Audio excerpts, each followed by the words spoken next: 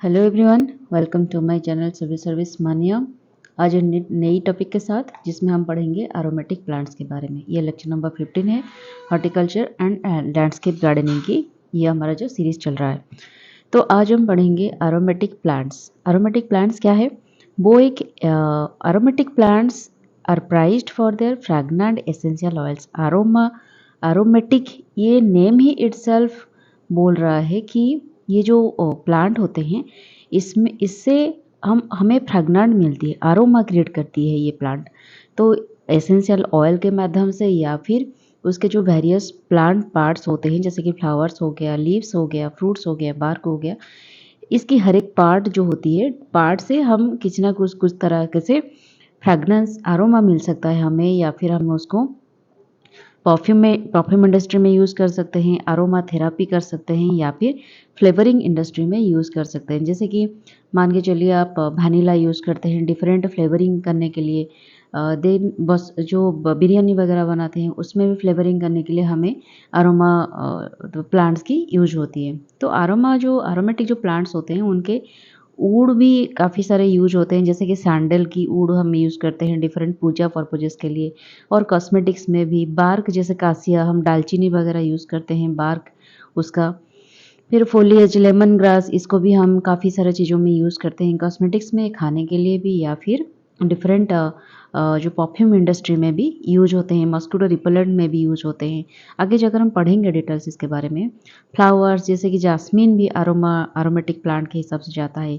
Citrus plant के जो fruits होते हैं, सिट्रस के पत्ते भी यूज होते हैं अरोमा प्लांट में, मतलब अरोमा प्लांट के हिसाब से उसके फ्रूट्स, उसके पत्ते भी यूज होते हैं। सीड्स जैसे कोरिएंडर सीड्स हम यूज़ करते हैं, ये सारे जाते हैं अरोमेटिक प्लांट्स के अंदर। ठीक है, तो essential oils are secreted in oil glands. तो अरोमेटिक प्लांट में जो ऑयल ग्लैंड्स होते हैं उससे हम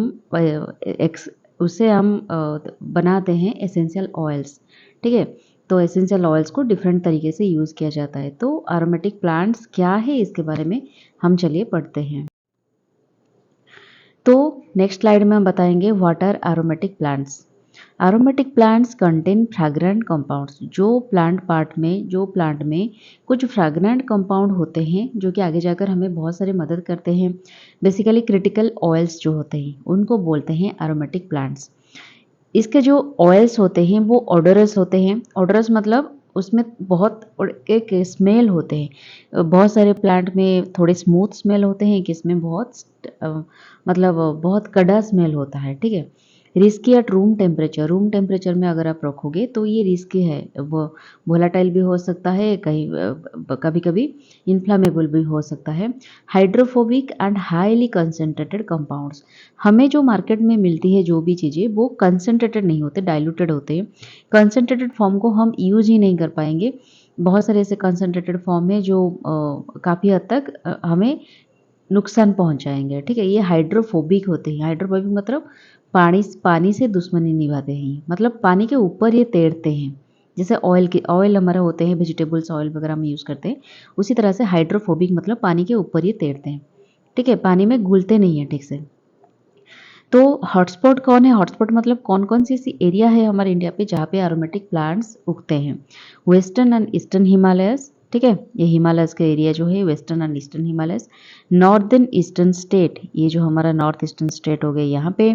वेस्टर्न घाट में एंड सेंट्रल ट्राइबल बेल्ट, जहाँ पे लगभग उड़ीसा, छत्तीसगढ़, मध्य प्रदेश की कुछ हिस्से में ये एरोमेटिक प्लांट्स उगते हैं बहुत अच्छी तरीके से और बहुत ज़्यादा तरीके से। ठीक है, तो नेक्स्ट हम कुछ एरोमेटिक प्लांट्स के बारे में देखेंगे। थोड़े बहुत हमने यहाँ पे डिस्कशन किया है, क्योंकि ज़्यादा हम करेंगे इसके बारे में डिटेल्स पढ़ेंगे तो वीडियो बहुत लेंदी हो जाएगी, और आपके एग्जाम के लिए भी इतना ज़्यादा ज़रूरत नहीं है इसका। ठीक है, तो जितना ज़रूरत है उतना ही मैंने यहाँ पे डाला हुआ है।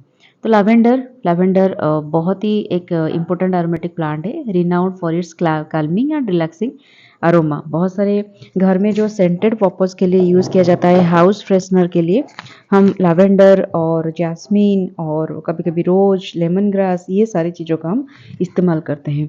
इसको अरोमा थेरेपी के लिए यूज़ किया जाता है, जो कि स्लीप को प्रमोट करता है और स्ट्रेसेस को रिड्यूस करता है। फिर बासिल मतलब तुलसी के जो पत्ते होते हैं, it is fresh herbaceous scent. इसका भी जो सेंट होता है बहुत फ्रेश होता है और इसको कुलिनरी स्टेपल के लिए यूज़ किया जाता है, खाने पीने में भी यूज होता है, adding a distinct flavour to various dishes. ठीक है। जैस्मिन है, जैस्मिन के बारे में तो सबको पता है, ये एक डेलिकेट एंड इंटॉक्सिकेटिंग फ्रेगनेंस है। इसका जो फ्रेगनेंस है बहुत ही स्मूथ है और लंबे समय तक भी रहता है। ये जो परफ्यूमरी में उसका काफ़ी सारा यूज होता है। फिर मिंट, मिंट को हम भी ये एक रिफ्रेशिंग एंड इनविगोरेटिंग है। इसको टीज के लिए, हम टी के लिए, डेजर्ट के लिए एंड डिफरेंट कूल मेंथल फ्लेवर के लिए हम यूज़ करते हैं। ठीक है। और कुछ प्रोडक्ट जो है वैनिला, वैनिला की यूज़ के बारे में तो सबको पता है। ये वार्मथ एंड स्वीटनेस देती है। ये एक पॉपुलर फ्लेवरिंग एजेंट है यूज्ड इन बेकिंग। जो बेकिंग इंडस्ट्री में काफ़ी हद तक ये वैनिला यूज होती है। बिवरेजेस में भी यूज होती है एंड कॉन्फेक्शनरी प्रोडक्ट्स में यूज होती है। पाल्मारोजा, ये भी एक बहुत इंपॉर्टेंट एरोमेटिक प्लांट है। पाल्मारोजा जो ऑयल है, इसको ग्रास से इसको डिराइव्ड किया गया है। सोप में यूज़ किया जाता है, कॉस्मेटिक से यूज़ किया जाता है एंड परफ्यूम्स में भी यूज़ किया जाता है। फिर सैंडलवुड, इसके बारे में तो सब रग रग में वाकिफ है इसका।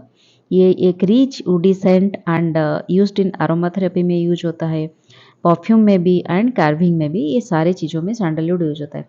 अरोमा थेरेपी मतलब क्या है? मतलब अरोमा को यूज़ करके, फ्रेगनेंस को यूज़ करके आप जो थेरेपी लेते हो, जिसमें आपको एंग्जाइटी को रिड्यूस किया जाए, स्ट्रेसेस को रिड्यूस किया जाए, उसको बोलते हैं अरोमा थेरेपी। ठीक है।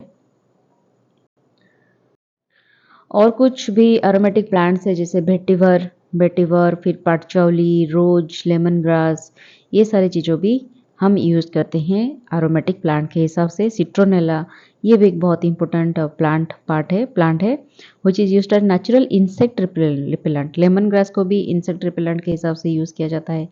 फिर सिट्रोनेला को भी यूज़ किया जाता है। It is grown in states like Assam and other north eastern regions. ठीक है।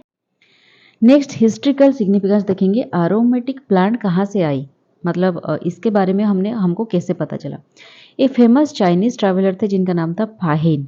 आपको बताना है ये किसके पीरियड में थे। ठीक है। उन्होंने डिस्क्राइब किया था India as the land of aromatic flower, fruits, woods, roots, resins and grasses. देखिए, तब ब्रिटिशर्स जब आए थे हमारे इंडिया को ना, तब इसी वजह से आए थे कि इंडिया में स्पाइसेस, हर्ब्स एंड एरोमेटिक जो प्लांट्स है, इसका बहुत ज़्यादा कल्टीवेशन हुआ करती थी।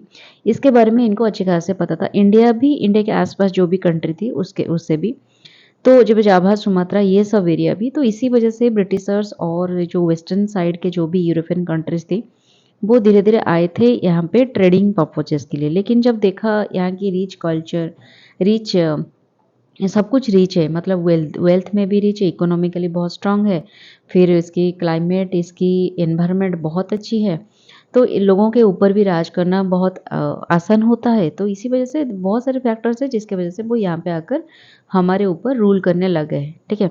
लेकिन आए थे तो इसी पर्पज के लिए, क्योंकि यहाँ पे स्पाइसेस एंड जो हर्ब्स थी और जो भी एरोमेटिक प्लांट्स थी, इसकी ट्रेडिंग बहुत अच्छी कैसे हो रही थी। ठीक है। इसका बहुत डिमांड था वेस्टर्न कंट्रीज में, यूरोपियन कंट्रीज में। तो ये जो ट्रैवलर आए थे उससे पहले, फाहियन, ठीक है, उन्होंने ये बताया था कि इंडिया एक land of aromatic flowers, fruits, woods, roots, resins, इसके हर एक प्लांट की रूह रूह में इसके अरोमा बसा हुआ है। Fragrances were very expensive and were used mostly in worship as incense. हमारे वुड की जो सैंडलवुड यूज होती थी हमारे पूजा में काफ़ी सारे। फिर बहुत सारे ऐसे रूट्स एंड हर्ब्स थे जो कि यूज होते थे पूजा में। तो इसी वजह से बहुत सारे लोग आते थे सिर्फ इसी चीज़ को ट्रेडिंग करने के लिए।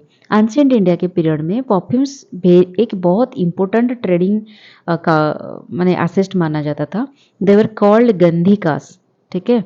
उनको जो परफ्यूम्स होते हैं उनको गंधिकास बोलते हैं। Who created their own blends of perfumes and incense in the form of liquid, sticks, powders, pastilles and paste. Different form में, लिक्विड फॉर्म में, सॉलिड फॉर्म में एंड स्टिक फॉर्म में, डिफरेंट फॉर्म में हम यूज़ किया करते थे इस परफ्यूम्स को। ठीक है। और जो जब आ गए थे हमारे जो मुस्लिम नहीं, पर्टिकुलरली जो दिल्ली सल्तनत एंड मुगल एम्पायर जो खड़े हुए थे, वो भी जो इस्लाम कम्युनिटी के जो लोग हैं वो ज़्यादातर अत्तर यूज़ करते हैं। और इसी वजह से उनके पीरियड में भी ये बहुत इम्प्रूव हो गया था, क्योंकि वो ये सब चीज़ों को काफ़ी हद तक यूज़ किया करते हैं। संस्कृत लिटरेचर में भी एक डिस्क्रिप्शन हुआ करता था of the toiletry of a Mauryan queen, sorry कहाँ पे चला गया, where her perfumes were freshly made by her maid. एक मौर्यन क्वीन के बारे में मेंशन हुआ था संस्कृत लिटरेचर में, जहाँ पे ये बताया गया था उनका एक मेड है, वो फ्रेशली बनाया करती थी परफ्यूम्स। सैंडलवुड, एक वेट स्टोन में सैंडलवुड को घिस के, ठीक है, उसके साथ कुछ स्पाइसेस डाल के एक पेस्ट बनाते थे। Then the paste blended in the oil and sweet smelling flowers and leaves added to them. तो सैंडलवुड के साथ काफ़ी सारे हर्ब्स एंड काफ़ी सारे प्लांट्स पार्ट को, स्पाइसेस को वहाँ पे ऐड करके, कुछ ऑयल उसमें डाल के, स्वीट स्मेलिंग फ्लावर्स डाल के, लीव्स डाल के एक बहुत सुंदर सी परफ्यूम बनाती थी अपने क्वीन के लिए, ठीक है। तो ये एंशिएंट पीरियड से ही हमारी एरोमेटिक प्लांट्स के बारे में, इंडिया का जो इंडिया में फेमस है, इसके बारे में मेंशन हुआ करता था। और एक हिस्ट्रिकल पर्सपेक्टिव ये भी है कि आईनी अकबरी में लिखा गया था, जो कि अबुल फजल में लिखे थे। इसके बारे में हमने बहुत ही डिटेल्स में बात किया हुआ था जब मैं पढ़ा रही थी लिटरेचर के बारे में। वहाँ पे ये सब चीज़ों के बारे में मेंशन हुआ है। पर्शियन एंड उर्दू लिटरेचर जब लिखा था, मैंने पढ़ाई थी, वहाँ पे ये सब बातों का मैंने बहुत ही अच्छे से डिस्कशन की थी कि आईनी अकबरी में जो अबुल फजल ने लिखा था, वहाँ पे मेंशन था कि अकबर किस तरह से अत्तर एंड इंसेंस जो फ्रेगनेंस को कितना पसंद करते थे, ठीक है, कि daily burned in gold and silver sensor, gold and silver में ये सारी चीज़ों का बर्न हुआ करता था और उनको बहुत पसंद था उनके रूम में ये सारी चीज़ें का होना। और एक चीज़ ये भी बताया गया है कि नूरजहाँ, जो उनके एम्प्रेस थे नूरजहाँ, तो उनको उनके टाइम पे रोजेस की जो अतर है, गुलाब की जो अतर है, उसका डिस्कवर हुआ था। कैसे हुआ था कि एक दिन वो नहा रही थी अपने बाथ टब में, उन्होंने देखा कि रोजेस से जो ऑयल निकल रही है वो अपने अपनी उनकी बाथ टब की वाटर सरफेसेस में वो तैर रही है। तो उनसे उनका जो हुआ डिस्कवर हुआ, तो उसके बाद रोजेस की, गुलाब की एक अतर आना शुरू हो गया, ठीक है। वहाँ से गुलाब के जो अतर की बर्थ हुई थी, ठीक है। तो आजकल के ज़माने में आप अगर देखोगे तो दिल्ली, आगरा, कन्नौज, लखनऊ, जौनपुर, गाजीपुर, अलीगढ़, भरतपुर, मैसूर, हैदराबाद, ये जो जितने सारे सिटी हमने यहाँ पे मेंशन किया हुआ है, ये सारे सिटी में इसको बोला जाता है centre of the national and international trade in perfumery and other aromatic compound, ठीक है। और ये सारी जो चीज़ है, ये क्वालिटी अतर जाती है हमारे इंडिया से, इन शहरों से जाता है एशिया, यूरोप एंड अफ्रीका के बड़े बड़े शहरों में, ठीक है। नेक्स्ट देखेंगे एरोमेटिक क्रॉप्स की यूजेस क्या है। तो देखिए यहाँ पे मैंने और एक डेफिनेशन भी डाला हुआ है, आप चाहे तो इस डेफिनेशन को भी यूज़ कर सकते हैं कि aromatic plants are rich source of essential oils which are extracted from various plant parts such as flowers, leaves, fruits और bark. These oils are highly concentrated and potent, imparting their distinctive fragrance and therapeutic properties. इसको भी आप use कर सकते हो एक definition के हिसाब से। तो यूजेस में हम देखेंगे, पहले तो अरोमा थेरेपी में यूज़ होता है। अरोमा थेरेपी जैसा कि मैंने कहा कि ये रिलैक्सेशन करने के लिए, रिड्यूस स्ट्रेस करने के लिए एंड वेलबींग को एनहांस करने के लिए यूज़ होता है, और जिसमें पर्टिकुलरली लैवेंडर, कैमोमाइल, सैंडलवुड, ये सारी चीज़ों का यूज़ किया जाता है। परफ्यूम इंडस्ट्री में काफ़ी सारा यूज होता है एरोमेटिक क्रॉप्स, जैसे कि रोज, जैस्मीन, पाटचौली, ये सारे highly prized fragrance aromatic crops है।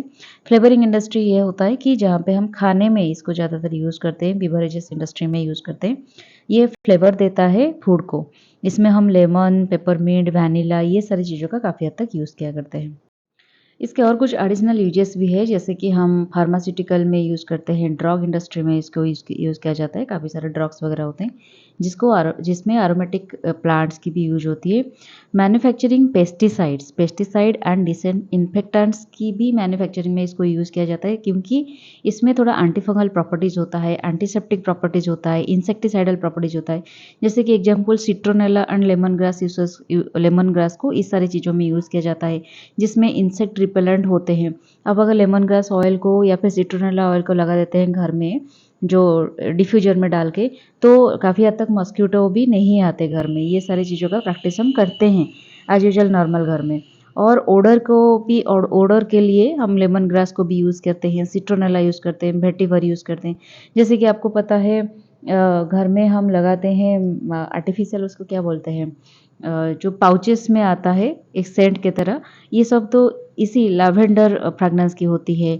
नहीं तो उसमें सिट्रोनेला होती है, सिट्रस होती है, ये सारी चीज़ों का इंसेक्ट रिपेलेंट प्रॉपर्टी होती है और ऑडर को वो भगाने की प्रॉपर्टी होती है। और इकोनॉमिक सिग्निफिकेंस भी इसका काफ़ी ज़्यादा होती है, क्योंकि इंटरनेशनल मार्केट में एरोमेटिक प्लांट्स की काफ़ी ट्रेडिंग करते हैं हम, इंडिया से काफ़ी ट्रेडिंग होती है, तो जिसकी वजह से अच्छा खासा रेवेन्यू जनरेट हो जाती है और इसके साथ साथ हमारी एम्प्लॉयमेंट अपॉर्चुनिटीज़ भी क्रिएट हो जाती है, क्योंकि इसमें रूरल एरियाज़ के काफ़ी सारे लोग इंक्लूड होते हैं, जो भी गरीब लोग और बेकार लोग बैठे हैं, बेरोजगारी लोग बैठे हैं, वो आकर यहाँ पे एम्प्लॉयमेंट पा लेते हैं, तो जिसके वजह से इकोनॉमिक सिग्निफिकेंस भी इसकी आ जाती है। Sustainable cultivation, most of the aromatic plants we cultivate through organic practices, ठीक है। इसमें इंटीग्रेटेड पेस्ट मैनेजमेंट होती है, रिस्पॉन्सिबल हार्वेस्टिंग मेथड्स भी होती है, जिसमें हमें मिनिमाइज करते हैं एनवायरमेंटल इम्पैक्ट को, और क्योंकि इसमें ज़्यादातर हम इनऑर्गेनिक वे यूज़ नहीं करते, तो ये एक सस्टेनेबल वे ऑफ कल्टीवेशन है जो कि हमारे एनवायरमेंट के ऊपर एक पॉजिटिव इम्पैक्ट डालता है। And the last one is a future prospect. Future prospect ये है इसकी कि इसके ऊपर, क्योंकि इसकी पोटेंशियलिटी बढ़ रहा है, हेल्थ बेनिफिट्स लोगों के दिमाग में आ रहा है कि लोग हेल्थ बेनिफिट्स काफ़ी दे रहे हैं, इंडस्ट्रियल एप्लीकेशन है, जिसकी वजह से इसके ऊपर काफ़ी सारा रिसर्च एंड डेवलपमेंट हो रहा है, ठीक है। और बायोटेक्नोलॉजी में भी एडवांस हो रही है हमारी इसी चीज़ के ऊपर, जिसके वजह से हम डिफरेंट तरीके से एक्सट्रैक्शन कर रहे हैं, leading to discovery of new bioactive compound, कि एक एरोमेटिक प्लांट से और क्या क्या आप बायोएक्टिव कंपाउंड निकाल सकते हो और क्या क्या इनोवेटिव वे में इसको यूज़ किया जा सकता है, ठीक है। अगर हम एरोमेटिक प्लांट्स की स्टार्टर्स देखेंगे, प्रेजेंट स्टार्टर्स इंडिया में, तो लगभग इंडिया में 1500 स्पेसीज ऑफ एरोमेटिक प्लांट पाया गया है, जिसमें 50 स्पेसीज का काफ़ी कमर्शियली वो ट्रेडिंग होते हैं, ठीक है, ये बात आपको ध्यान में रखनी है। और अप्रोक्सीमेटली 3.5 लाख हेक्टर्स के एरिया में हम एरोमेटिक एंड मेडिसिनल प्लांट को कल्टीवेट करते हैं, ठीक है, ये हो गया। और नेक्स्ट फैक्ट ये है कि India produces around 20,000 tons of essential oils annually हम 20,000 टन्स तक एसेंशियल ऑयल को प्रोड्यूस करते हैं। एंड इंडिया जो एक्सपोर्ट करता है एसेंशियल ऑयल्स एंड जो भी एरोमेटिक प्रोडक्ट्स है, वो लगभग 750 से लेकर 800 करोड़ तक एनुअली हम एक्सपोर्ट किया करते हैं, जो कि अगर हम इसको एस्टिमेट करें यूएसडी में $100 मिलियन तक है। और रैंक के हिसाब से इंडिया की रैंक है 5th, जो एक्सपोर्ट कर रहे हैं एरोमेटिक प्लांट्स हो, एरोमेटिक प्रोडक्ट्स हो गया, उसमें इंडिया की रैंक है 5th, ठीक है। एंड ग्लोबल शेयर की अगर हम बात करें, तो India accounts for about 16 to 17% of the global essential oil market, okay. Next देखते हैं importance of aromatic plants. Importance क्या है? पहले तो ये है, aromatic plant produce essential oils, perfumes, flavours are in use with our civilisation since several thousand years, ठीक है। Due to vast area and varied agroclimatic condition, it can be commercially cultivated in different part of India successfully. हमारे जो India की situation है, एक diverse climatic zone and diverse climatic pattern के साथ साथ हमारी जो जोन है, हमारे जो सॉयल है, वो भी डाइवर्स है, तो इसी वजह से एग्रो क्लाइमेटिक कंडीशन की वजह से हम काफ़ी सारे हद तक बहुत सारे अरोमा प्लांट को कल्टीवेट कर पा रहे हैं। Essential oils and aroma chemicals are indispensable in various human activities. Different human activities में ये इंक्लूडेड होता ही होता है, ठीक है। ये कॉस्मेटिक्स में, सोप में, फार्मास्यूटिकल प्रिपरेशन में, परफ्यूम में, confectionery, ice cream, aerated waters, disinfectants, अगरबत्ती और बहुत सारे ऐसे चीज़ें उसमें एरोमेटिक प्लांट्स की यूज होती है। सम इंपॉर्टेंट एरोमेटिक प्लांट्स होते हैं lemon grass, citronella, palmarosa, vetiver, geranium, lavender, davana, ये सारे होते हैं जो कि हमारे कंट्री की डिमांड काफ़ी हद तक बढ़ाते हैं। अपॉर्चुनिटी क्या है एरोमेटिक प्लांट कल्टीवेशन को लेकर? इसकी डिमांड बढ़ रही है, ठीक है, क्योंकि ये एक नो लॉन्गर लग्जरी आइटम में इंक्लूडेड नहीं होती, क्योंकि घर घर में आप देखोगे एरोमेटिक प्लांट की या फिर कुछ ना कुछ प्रोडक्ट आपको मिलेगी ही मिलेगी। इंडस्ट्रियल यूटिलिटी, हमने देखा किस तरह के इंडस्ट्रियली वो यूज होते हैं। वाइड रेंज ऑफ ऑयल्स इसमें होते हैं, ओवर 200 एसेंशियल ऑयल्स हम मतलब अभी तक बन चुका है मार्केट में, जो कि फ्रिक्वेंटली यूज्ड होते हैं। 800 मोर ओकेजनली यूज होते हैं and also include expressed oils, flower absolutes, oleoresin, gum resin oils, ये सारे में हम यूज़ करते हैं ऑयल्स को। हेल्दी एंड सेफ्टी कंसर्न में भी काफ़ी सारे ऐसे प्लांट्स होते हैं जिसको कार्सिनोजेनिक रिस्क मतलब एंटी कैंसरिंग हिसाब से भी इसको यूज़ किया जाता है।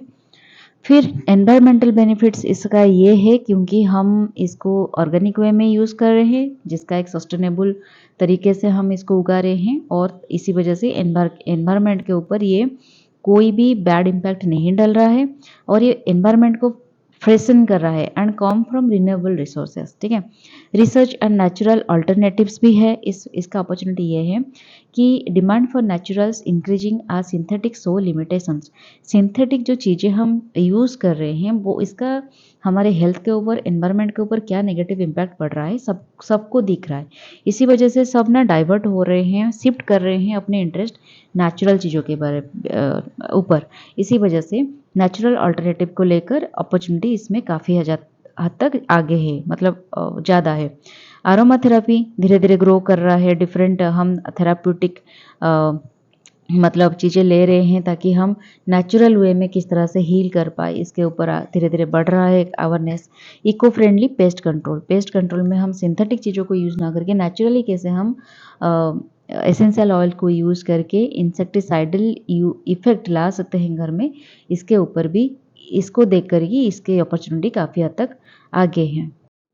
तो यहाँ पे मैंने कुछ मेजर एरोमेटिक क्रॉप्स के बारे में इंडिया के यहाँ पे डाला हुआ है, जैसे कि हमने पढ़ा था पिछले स्लाइड में। Lemon grass, citronella, palmarosa, vetiver, peppermint, lavender, geranium, rosemary, basil, ये सारे वाइडली यूज्ड होते हैं। एंड लीडिंग स्टेट जो है वो है उत्तर प्रदेश, उत्तराखंड, मध्य प्रदेश, उड़ीसा, छत्तीसगढ़, कर्नाटक, तमिलनाडु एंड असम। ये सब मेजर प्रोड्यूसर है। और जो मेजर एरोमेटिक प्लांट है, क्रॉप है, वो है लेमन ग्रास। इसका भी teas, culinary dishes and aromatherapy में यूज़ होता है। सिट्रोनेला के बारे में हमने पढ़ा, पाल्मारोजा के बारे में पढ़ा, ये सोप, कॉस्मेटिक्स, परफ्यूम्स में यूज होते हैं। वेटिवर को हम परफ्यूमरी, इंसेंस एंड अरोमाथेरेपी में यूज होते हैं। फिर देखेंगे चैलेंजेस, क्या क्या चैलेंजेस है प्लांट कल्टीवेशन को लेकर। पहले तो अवेयरनेस नहीं है एंड कुछ इकोनॉमिक चैलेंजेस भी क्रिएट होते हैं। फार्मर्स इसके बारे में अवेयर नहीं है, इसकी सिग्निफिकेंस क्या है, प्रॉफिटेबिलिटी क्या है। फिर मार्केटिंग फैसिलिटी भी इतना बड़ा नहीं है क्योंकि ये एक क्या बोलते हैं इसको, ये धीरे धीरे इम्प्रूव हो रही है। ऐसा नहीं कि लोगों के बीच इसके बारे में काफ़ी अवेयरनेस है, लोग धीरे धीरे जान रहे हैं। तो इसी वजह से मार्केटिंग फैसिलिटी अभी तक अच्छे खासे डेवलपमेंट नहीं हुआ है। हाई इनिशियल इन्वेस्टमेंट आपको लगता है, पहले पहले जो इसको कल्टीवेशन करेंगे ना, थोड़ा इन्वेस्टमेंट तो ज़रूर लगेगा। फिर प्राइस फ्लक्चुएशन भी होती है कभी कभी। And competition for land domestically, land भी धीरे धीरे कंपटीशन इसके ऊपर आ गया है क्योंकि पहले लोग पॉपुलेशन कम था, लैंड बहुत ज़्यादा था, लेकिन अब पॉपुलेशन ज़्यादा है, लैंड अवेलेबिलिटी कम है, तो जिसकी वजह से एक चैलेंज क्रिएट हो जाती है। टेक्निकल एंड साइंटिफिक चैलेंजेस को देखते हैं। Lack of scientific knowledge and cultivation, deadly diseases like spike diseases of sandalwood और विल्ट ऑफ जेरेनियम, ये सारे वजह से हमें क्या होता है, प्लांट मर जाते हैं बहुत जल्दी।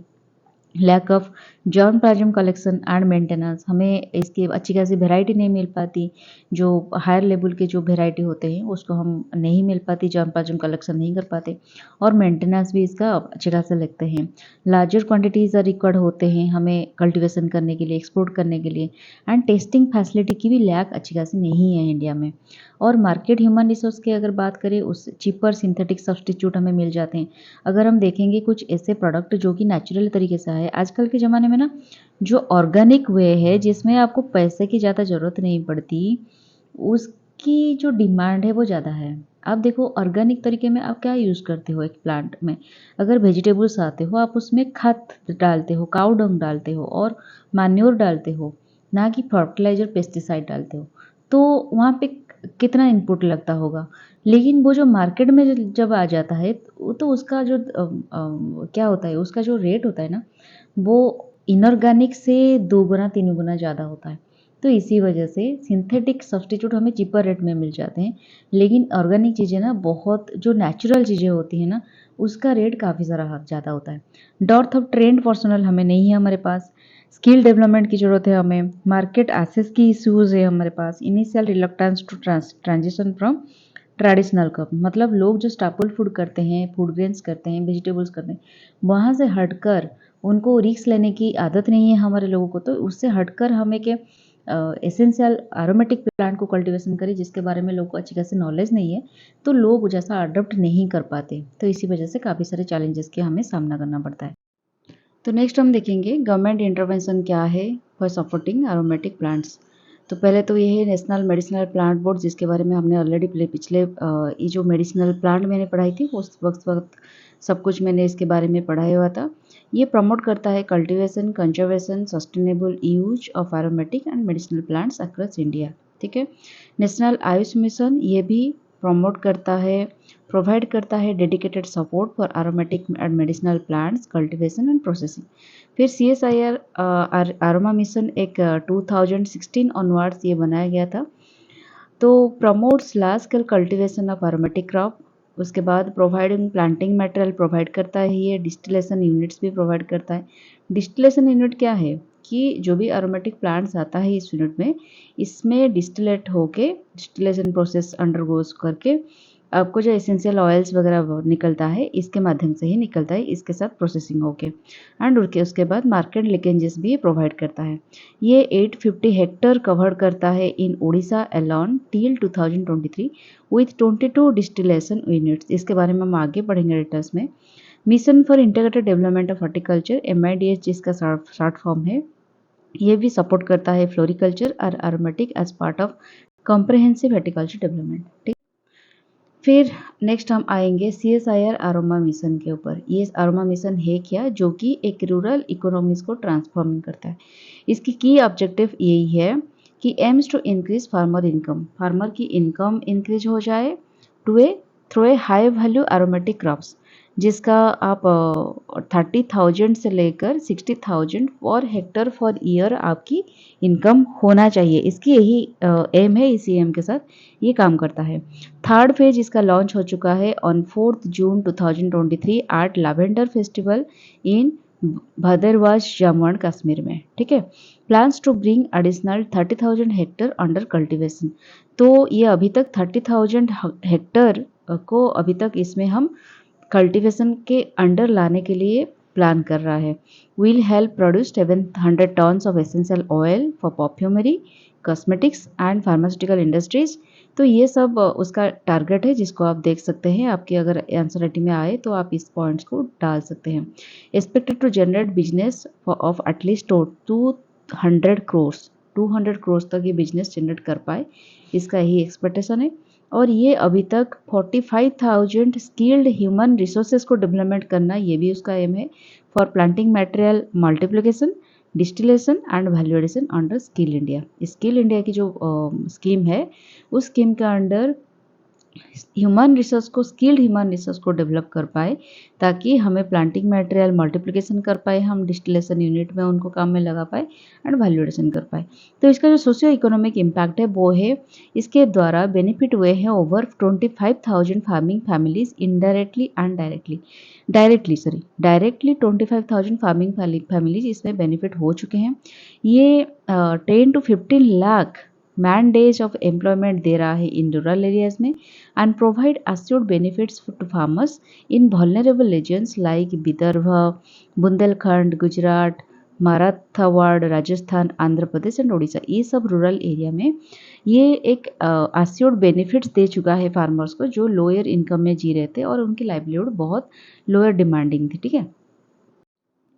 नेक्स्ट एक केस स्टडी के बारे में पढ़ेंगे। ये थोड़ा चर्चा में था, इसी वजह से मैंने इसको डाल ली इस हमारा जो स्लाइड में, क्योंकि हो सकता है आगे जाकर केस स्टडीज़ में आपको पूछा जा सके, तो इसी वजह से मैंने इसको डाल दिया है। आप थोड़ा देख लेना, अगर जिसको नहीं चाहिए तो आप इसको अवॉइड कर सकते हैं, इग्नोर कर सकते हैं। एक ट्राइबल कम्युनिटीज़ उड़ीसा में थी। ठीक है। have found it challenging to sustain their livelihood through traditional agriculture due to inconsistent rain and scarce natural resources। तो धीरे धीरे हमारी जो पॉपुलेशन ग्रो होने की वजह से लैंड स्कार्सिटी भी दिख रहा है और क्लाइमेटिक इम्पैक्ट भी आपको दिख रहा है। क्लाइमेट किस तरह से अनप्रडिक्टेबल हो रहे हैं। आज बारिश हो रहा है तो बारिश के टाइम पे बारिश नहीं हो रहा है, और जब बारिश नहीं होना चाहिए, अभी तो फिलहाल एकदम बारिश होके हर तरफ फ्लड ही फ्लड हो रहा है। तो इस जो अनप्रेडिक्टेबल वेदर कंडीशन की वजह से इनकंसिस्टेंट रेन हो रहा है, नेचुरल रिसोर्सेज धीरे धीरे गायब हो रहे हैं, तो इसके वजह से जो रूरल एरिया में ट्रेडिशनल एग्रीकल्चर की मदद से जी रहे थे, उनके लाइवलीहुड थोड़ा डिफिकल्ट हो रहा है। तो उनको सस्टेन करने के लिए उनको कैसे उनके लाइवलीहुड को ज़्यादा हाई बनाया जाए, इसी वजह से हाई वैल्यू एरोमेटिक क्रॉप्स को इंक्लूड किया गया है, इंट्रोड्यूस किया गया है एंड फ्लोरिकल्चर को भी इंट्रोड्यूस किया गया है as means to enhance their livelihood. ठीक है, तो ये इसके वजह से क्या किया गया है, एरोमेटिक क्रॉप की इंट्रोडक्शन हुआ है। Introduction of aromatic crop such as lemon grass and mint has been quite successful in Nabarangpur district. Orissa की एक डिस्ट्रिक्ट है जिसका नाम है नवरंगपुर डिस्ट्रिक्ट, और वहाँ पे बहुत ट्रेडिशनली लोग रहते हैं ट्रेडिशनल वे में, और बहुत ही रूरल एरिया है, और उसे क्या बोलते हैं, फॉरेस्ट एरिया भी वहाँ पे काफ़ी ज़्यादा है, उतना डेवलप नहीं है उस जगह। तो उस नवरंगपुर डिस्ट्रिक्ट में लेमन ग्रास एंड मीट को इंट्रोड्यूस किया गया है थ्रू गवर्नमेंट, और ये जो किया है central institute of medicinal and aromatic plant in Lucknow, ये इंस्ट्रूमेंटल इन इंट्रोड्यूसिंग, उसकी मदद से उन्होंने इंट्रोड्यूस किया है different aromatic plant suitable for the region such as menthol mint, rosemary, patchouli, damask roses, chamomile and geraniums. ठीक है, तो 3 इम्प्रूव्ड डिस्टिलेशन यूनिट भी वहाँ पे बैठा गया है to process lemon grass oil, providing additional income through by products of oil distillation. तो ऑयल डिस्टिलेशन होने के बाद जो एसेंशियल ऑयल्स निकलता है और उसके बाई प्रोडक्ट्स जो निकलता है, उसको क्या, उससे क्या इनकम जनरेट हो सकता है, और ये इस एसेंशियल ऑयल की भी क्या इनकम जनरेट हो सकता है, इसके बारे में आपको पता है। Individuals form of Gun tribes have been sustainable financially gains from lemongrass farming, earning more than 1 lakh in a year. वो अभी इस हद तक पहुंच गए हैं उनकी प्रोडक्शन कि एक साल में उनको लगभग 1 लाख तक अर्निंग होती है, and expecting a guaranteed return of 1 lakh annually. ठीक है, तो इस आरम्भ मिशन के वजह से बहुत सारे प्रोग्रेस हुआ है हमारे उड़ीसा डिस्ट्रिक्ट में, उड़ीसा स्टेट में। जैसे कि करंट अचीवमेंट हुआ है कि by the end of 2023 CSIR aroma mission aims to reach 26 out of 30 district in Orissa. तो टोटल हमारा 30 डिस्ट्रिक्ट है उड़ीसा में। ठीक है, तो उसमें CSIR का मिशन यही था कि बाय द एंड ऑफ 2023 उन्होंने 26 डिस्ट्रिक्ट को उनको कवर करना है। ठीक है, approximately 850 hectares under aromatic crop cultivation across the state, ये भी उनका अचीवमेंट हुआ है। 22 डिस्टिलेशन यूनिट्स इंस्टॉल्ड हुआ है अभी तक to process aromatic crops into essential oils, and around 25 to 30 tonnes of aromatic oil produced हो चुका है स्टेट वाइड एनुअली। तो ये अभी तक की अचीवमेंट है CSIR आरोमा मिशन की। तो crops like lemon grass, citronella, vetiver serve a dual purpose by repelling elephants. इसका ये भी है कि वहाँ पे हमारे जो उड़ीसा में काफ़ी हद तक एलिफेंट की प्रादुर्भाव थोड़ा ज़्यादा देखने को मिलता है। जो क्रॉप्स वगैरह होते हैं वो एलिफेंट आकर ख़राब कर देते हैं, एकदम एक एक बहुत ग्रुप्स ऑफ एलिफेंट्स आते हैं, एकदम ख़राब करके क्रॉप चले जाते हैं। तो ये जो एरोमेटिक क्रॉप है citronella and vetiver and lemon grass, इसके उगने के वजह से ये नहीं आते उनके एरोमा की वजह से। तो तो इसमें क्या होता है, ह्यूमन वाइल्ड लाइफ जो कन्फ्लिक्ट हुआ करती थी, इसका एक सॉल्यूशन उनको मिल गया है। अनुगुल एंड ढेंकानाल डिस्ट्रिक्ट में aromatic plantation expanded by over 150 acres in just 2 years. Can you imagine कितना हाई वे में इम्पैक्ट डाल रहा है aromatic crops, and significant reduction in crop rates by elephants reported by local farmers. और local farmers यही बोलते हैं कि उसको लगाने के बाद एलिफेंट की जो फ्रिक्वेंटली आते थे वो थोड़ा कम हो गया है। फ्लोरिकल्चर प्रोमिजेस इन ट्राइबल रीजन्स, तो एरोमेटिक क्रॉप के साथ साथ फ्लोरिकल्चर की भी डेवलपमेंट हुई थी, इंट्रोडक्शन हुआ था। तो जुजुमारा इसको संबलपुर में एक जगह है, वहाँ उसकी सक्सेस स्टोरी के हिसाब से हम पढ़ेंगे, वहाँ पे फ्लोरिकल्चर की काफ़ी इंट्रोडक्शन हुआ है। In Jujumara Sambalpur floriculture is rising through a farmer producer organisation, एक FPO के माध्यम से इंट्रोड्यूस किया गया है जिसको सपोर्ट करता है CSIR NBRI, और इसके द्वारा over 10 acres under flower cultivation हो रहा है। The FPO now includes 250 farmers across 20 villages. तो संबलपुर में जो 20 विलेजेस है उसमें ये FPO के माध्यम से 250 फार्मर्स अभी तक इंक्लूड हो गए हैं। तो स्टार्टिंग में ये थोड़े थोड़े लोगों को लेकर काम कर रहे थे, लेकिन जब देखा उनका बेनिफिट हो रहा है, अच्छे तरीके से लोग इसको अडॉप्ट कर रहे हैं, तो ये धीरे धीरे फार्मर्स भी जुड़ रहे हैं और ये ऑर्गेनाइजेशन भी काफ़ी दूसरे विलेजेस को भी स्प्रेड हो रहे हैं। Floriculture generate more immediate and high income than traditional paddy cultivation. हमारे उड़ीसा में क्या होता है, ज़्यादातर लोग पैडी कल्टीवेशन के ऊपर निर्भर करते हैं और पैडी के साथ साथ जो वेस्टर्न जो नवरंगपुर डिस्ट्रिक्ट एंड उस तरह की जो डिस्ट्रिक्ट है वहाँ पे लोग ज़्यादातर मिलेट्स भी यूज़ करते हैं।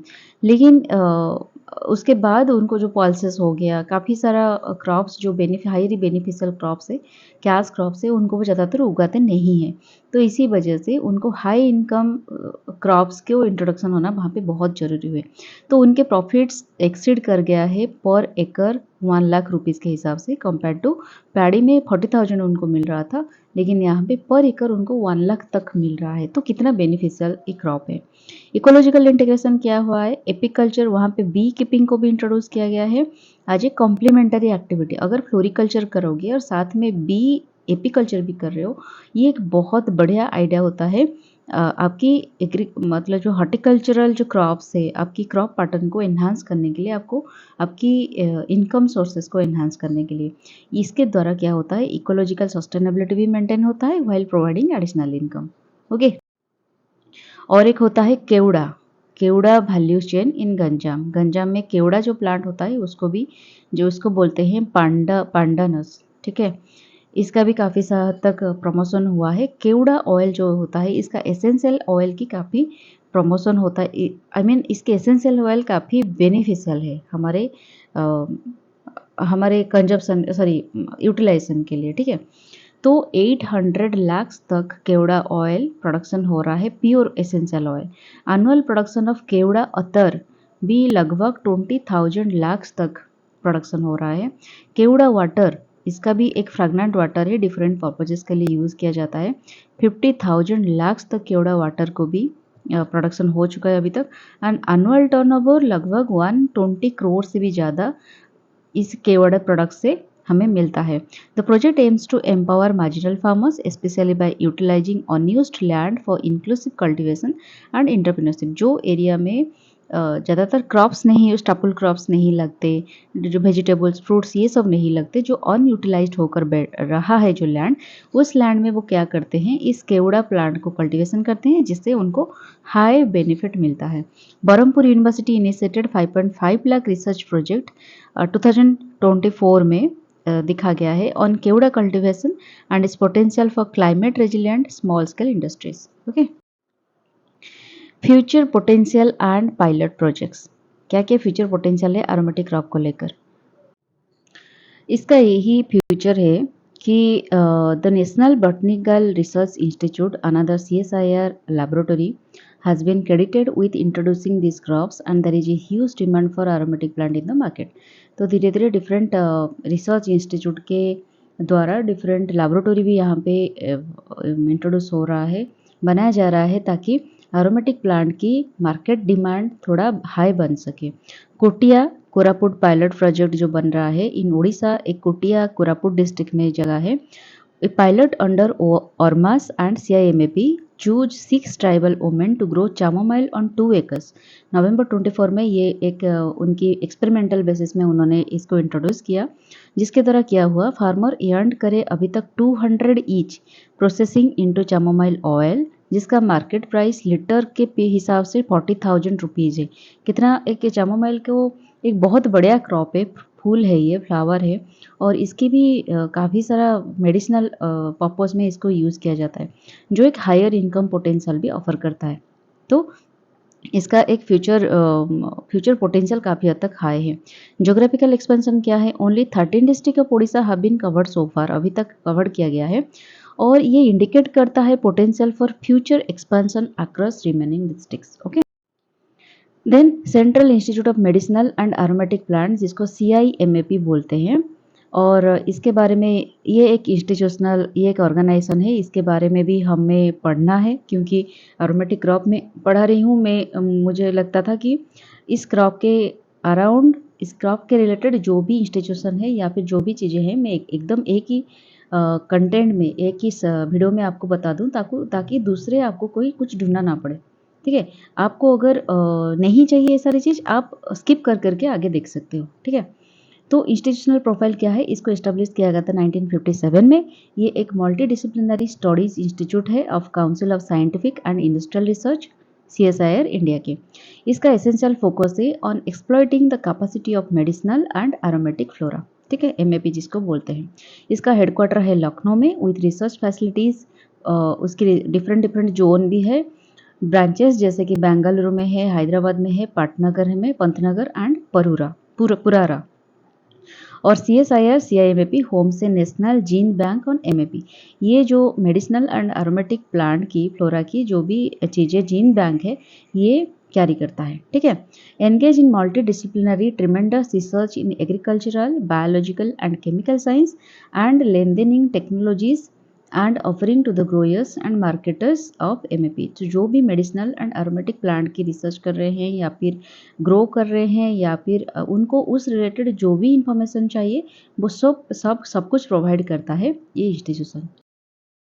फिर हम देखेंगे interconnection of aromatic crops and floriculture, ठीक है। एरोमेटिक क्रॉप के साथ फ्लोरिकल्चर की क्या इंटरकनेक्शन है, how are aromatic crop and floriculture interconnected in agriculture practices. देखिए ये एक क्वेश्चन आंसर राइटिंग की क्वेश्चन हो सकता है, तो इसी हिसाब से मैंने इसको यहाँ पे डिस्कशन किया है। आप चाहो तो इसको आंसर राइटिंग में लिख सकते हो, कुछ पॉइंट्स मैंने यहाँ पे डिस्कशन किया है। And what role do they play in sustaining biodiversity and economy within the farming industry, ठीक है। तो बायोडाइवर्सिटी एनहांसमेंट के लिए both aromatic plants and flower attract pollinators, ये आपको पता है जैसे कि हमने पढ़ा पिछले स्लाइड में, एंड बेनिफिशियल इंसेक्ट को भी अट्रैक्ट करता है जो कि क्रिएट करता है ए मोर रेजिलेंट इकोसिस्टम, ठीक है, बायोडाइवर्सिटी एनहांसमेंट। सेकेंड में इकोनॉमिक डाइवर्सिफिकेशन हो गया कि provides multiple income streams through essential oil, cut flowers and value added products, ठीक है। सस्टेनेबल फार्मिंग किस तरह से होता है कि many aromatic plants require less water, ठीक है, and can grow in marginal land, जहाँ पे कल्टिवेबल लैंड नहीं है, जहाँ पे वेस्ट लैंड होता है वहाँ पे भी हम एरोमेटिक क्रॉप्स कर सकते हैं, जिसके वजह से ये क्लाइमेट रेजिलेंट ऑप्शन भी बन जाती है। इंटीग्रेटेड वैल्यू चेन क्या है, कॉम्प्लीमेंटरी प्रोसेसिंग फैसिलिटीज ये प्रोवाइड करता है एंड मार्केट लिंकेज भी बेनिफिट बोथ सेक्टर। ये अगर हम इसको आर्ट लिंक कर देते हैं प्रोसेसिंग फैसिलिटीज के साथ मार्केटिंग को, तो ये हमारे जो इनकम सोर्सेस है इसको 2 गुना 3 गुना बढ़ा सकता है, ठीक है।